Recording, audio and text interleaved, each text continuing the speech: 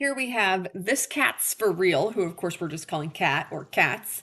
And this is a 16-hand 4-year-old thoroughbred gelding by Katz My Song. And I've had a few Katz My Song horses in the past, but actually not for a while, so it's nice to have another one. In my experience, they tend to be pretty easygoing, amateur-friendly types to bring along. And this horse is cool because he was bred and raised and raced by the same owner for his whole life. And actually, the cool thing about that is that they really took their time with him. They were in no rush to get him started. So his racing career actually didn't begin until early in his 4-year-old year. So he was definitely not rushed along. He had 13 career starts. He had 4 this year in 2025, and he last raced the beginning of August. So he's been off the track for just about four weeks. His racing career was pretty unsuccessful, unfortunately, for his racing connections. In his last start, actually, it's sort of hilarious. If you look it up on Equibase, it says DNF, which stands for did not finish. And if you read the notes, it literally says that he just didn't try to run fast at all. He just wouldn't go. And eventually he just loped basically to the wire and walked off. So it counted as did not finishing because he didn't actually try to run the race. And when I talked to his racing connections, they said, yeah, I mean, he literally just wanted to go for a lope around the track. He had no interest in trying to run a race. So obviously he was telling everyone that he didn't really think he wanted to be a racehorse anymore. And so when I saw his picture, I just thought that he had such a beautiful neck that there's no way that he wasn't going to want to be uphill and round and soft. And sure enough, I mean, the horse just makes a really, really gorgeous shape. He's really light in his mouth. I have him in the Hermspringer duo here. And so what we're trying to get him to figure out is he's very soft, he's very round. All those things are fantastic. What we'd like to get him to do is to drop his poll a little bit more, or I should say lower his neck at the base of his neck, sort of to make his whole neck longer. In moments when they're really round like this, they can take it a little bit too literally, and sometimes they have moments where they come behind the vertical a little bit when they're so super soft like he is. Actually, right here, that's quite good. But you'll see in moments he ducks behind the vertical a little bit. So we'd like for him to lower the whole frame of his neck and poke his nose out a little bit, but all that will come in time. I mean, this is his second post-track ride. I had sat on him last Friday, but my chip crashed and we lost everything that was on it, so everything we did that day. But so nonetheless, this is his second ride, and I think this is a pretty good place to start for a second post-track ride. He obviously wants to go be a really cute little sport horse. So, like most of these guys, he finds the flexion to the left a little bit easier right now than to the right. So I'm just sort of working on getting him to find a little bit of give around his inside rib cage. And then, of course, there I just lost his outside shoulder as we went by the gate.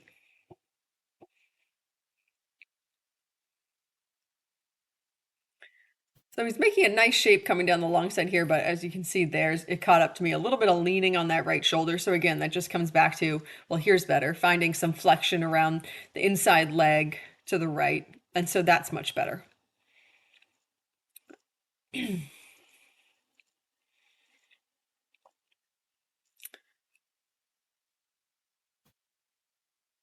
Yeah, and then that's good. And then here he just ducks a little bit behind vertical. But yeah, that's quite nice. He really has a lovely way of going, and he's very, very steady about it. I always feel like when horses are this steady in the contact so quickly and easily, like there's no way that they're not going to score well in the sandbox because that sort of real steadiness about things helps so much.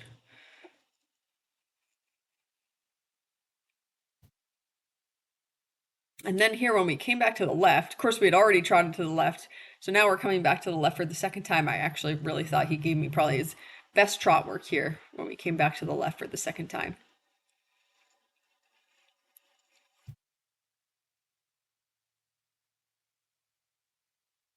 There is some point coming up here where he sort of takes the breath and he does lower his whole frame. I think it's right about here. Yeah, yes. So he just sort of, right there, he just takes his breath and he just lowers the whole frame of his neck. And my goodness, he is just gorgeous. And that's where we want him to go. That's where we want him to be taking things. Yeah, so I'm really happy with that. That was lovely. It felt great. We're having some sneezing there, is what you're seeing when he sort of drops his head down like that.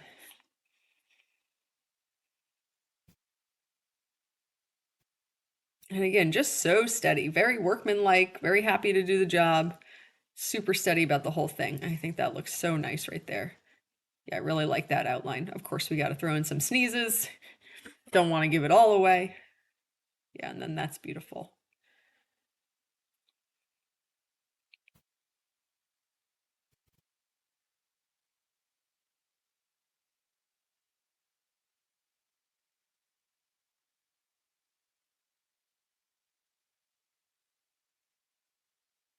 So this is the first time we're picking up the canter, and it's fine. There's nothing really wrong with it. Of course, we're having little discussions here about finding the connection and the balance again in the canter.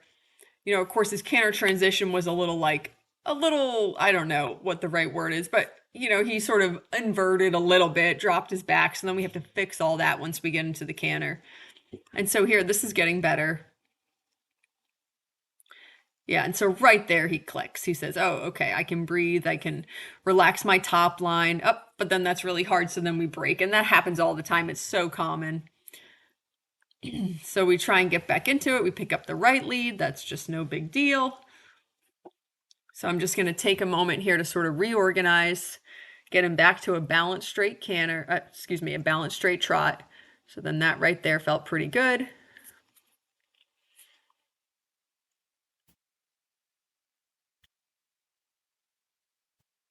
And then that's quite nice. So much quicker the second time picking up the left. Yeah, and then that's really nice. I can do some really big gives on the inside rein. He's really found the balance. He's holding himself up. He's not leaning on me. And goodness, he just gives such a nice soft feel and just so uphill. So that felt fantastic. This is lovely canter work. It was really nice to sit on.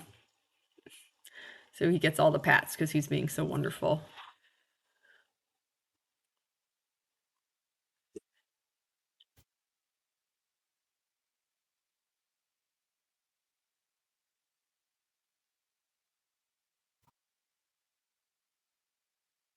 So yeah, that was great. I was really happy with that. So we took a little walk break.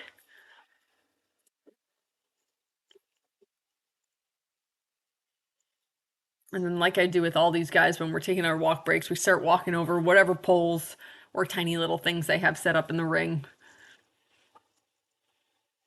That really gives you a pretty good indication right away of where their mindset is with this idea of going over sticks. He was very good.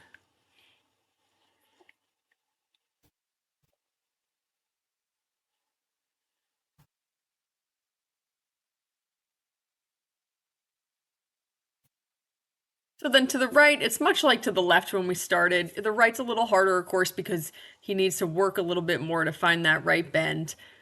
But again, it's just the same idea. If we just want him to take a breath, relax across his top line, come into the contact a little bit more, lift his back, and all that's really hard. And this is just his second post-track ride. So he got it better to the left than he does to the right. At some point here to the right, he does click in and give me a couple of really nice steps.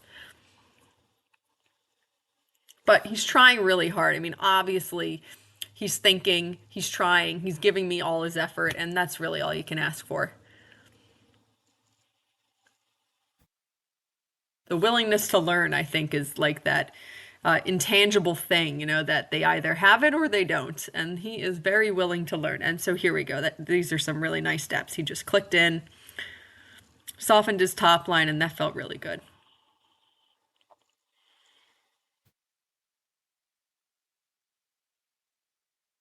And so then I thought he could end on that. I thought he was fantastic. Super cute little chunk of a horse. Really talented. And so this is him on cross ice. He's quite a character on the ground.